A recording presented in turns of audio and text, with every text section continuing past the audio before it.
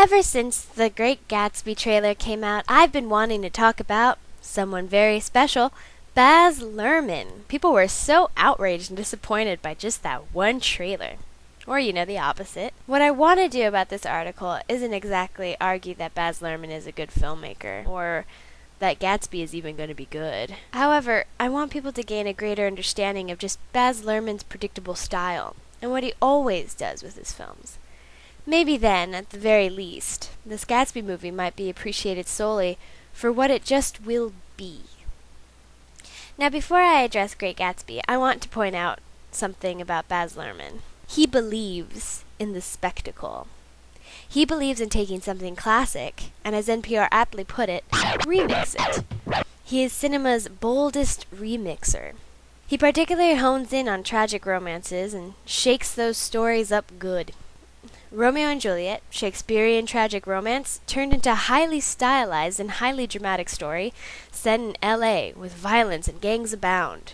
Fast cuts, wrought with drama, color, and Shakespearean dialogue in a modern setting. Oh, where are you going? Then Moulin Rouge, an opera transformed beyond rock opera status, complete with tons of glitter, more color than ever, to a medley pop music including a cover of Lady Marmalade, Nirvana's Smells Like Teen Spirit, The Police's Roxanne, and many other karaoke-ready songs. Now, I'll just work with these two films as examples, showing both 90s Baz Luhrmann and 2000s Baz Luhrmann like we know him today. The CGI-loving, bombastic, over-the-top, modern director. Back in the 90s, when we didn't really have the technology to just make up a completely fake movie setting, Baz Luhrmann had to work with what he had for Romeo and Juliet, and not alter the setting at all. Instead of making a new world, he changed other elements that could become the spectacle. Like the character's speech, the spastic modern violence, the stylized drama, the costumes, the music, and the editing. Okay, now skip forward a few years to Moulin Rouge, made at a time when CGI was definitely being embraced as a world builder for film. Look at Fellowship of the Ring, Pearl Harbor, and Harry Potter, just to name a few.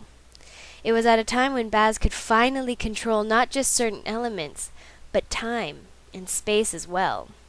He created 1900s Paris, France, and moved freely over the cities, through alleys and into rooms and dance halls, even up to the clouds. Baz Luhrmann had found a way to create the modern spectacle he had always dreamed of. Now, film history had always been about stretching the abilities of the medium. Even at the start of film, within 10 years, filmmakers had already figured out how to superimpose and add special effects, just to do what no other storytelling medium had done before. It was to create something fantastic, and show something that could not be presented in real life.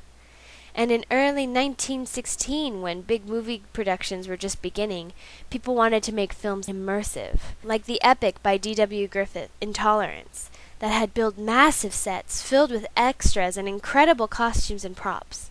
And one famous scene was a crane shot immersing itself into this other time and place of Babylon. In fact, this immersion is part of Luhrmann's movie formula. So, let's get to the Luhrmann setup. He starts with the big guns, the most disorienting and the most saturated sensory experience. This saturation includes an initial immersion into the time and space, where you immediately get to know what the story will entail. With Romeo and Juliet, it's the intro about star-crossed lovers that would kill themselves. In Moulin Rouge, Christian is writing about his tragic romance and says the woman that he loves is dead. Spoiler alert, everyone! But then the first act comes. The first act is all spectacle and fast movement.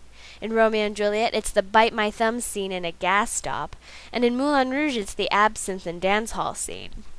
It's quick and quirky, and in Moulin Rouge, it's almost too much in your face all at once.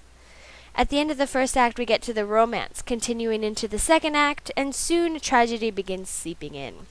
Then the third act brings a somber quality that was not present in the first act at all.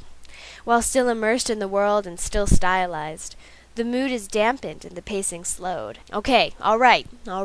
So what the heck does this have to do with Gatsby? The Great Gatsby is set up much like the other tragedies Baz Luhrmann decided to remix. It's almost as if The Great Gatsby was set up for a Baz Luhrmann movie. So let's take how the actual book is set up.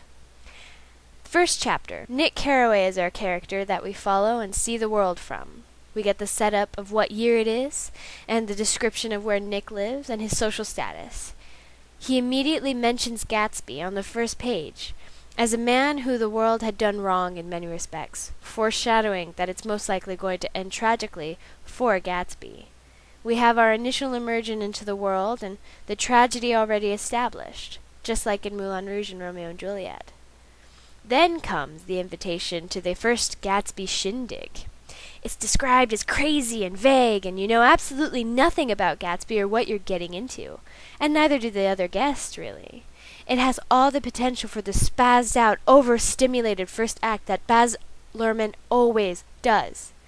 Just like the dance hall scene in Moulin Rouge, but, you know, crazy 1920s style. You're at the top, it feels like. This is the happy ignorance before any sense of tragedy. And then the slow descent begins to happen when the tragic romance kindles up. When Romeo meets Juliet, when Christian meets Satine, when Gatsby meets Daisy. The rest just falls into place. The overstimulation, the confusion begins to fade, and that facade gets slowly lifted. It all ends as tragic romances do. Baz Luhrmann loves colors.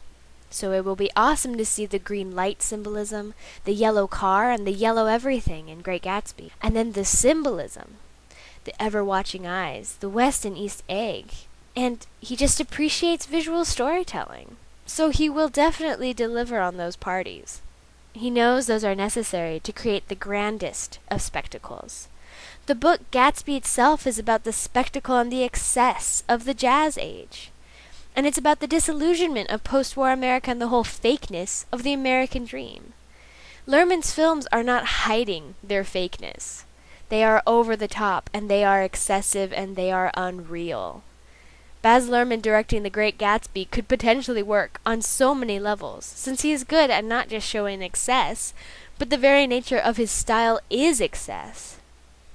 So when you go watch The Great Gatsby, do not go in expecting anything other than excess, and Baz Luhrmann goggles on a classic story, because it will be nothing other than that. However, instead of getting mad that he ended up being the one to adapt The Great Gatsby, just go in and appreciate the experience that he will offer. It will be fresh, and it will be different. It will be a grand spectacle of a tragic romance, written from an era of excess.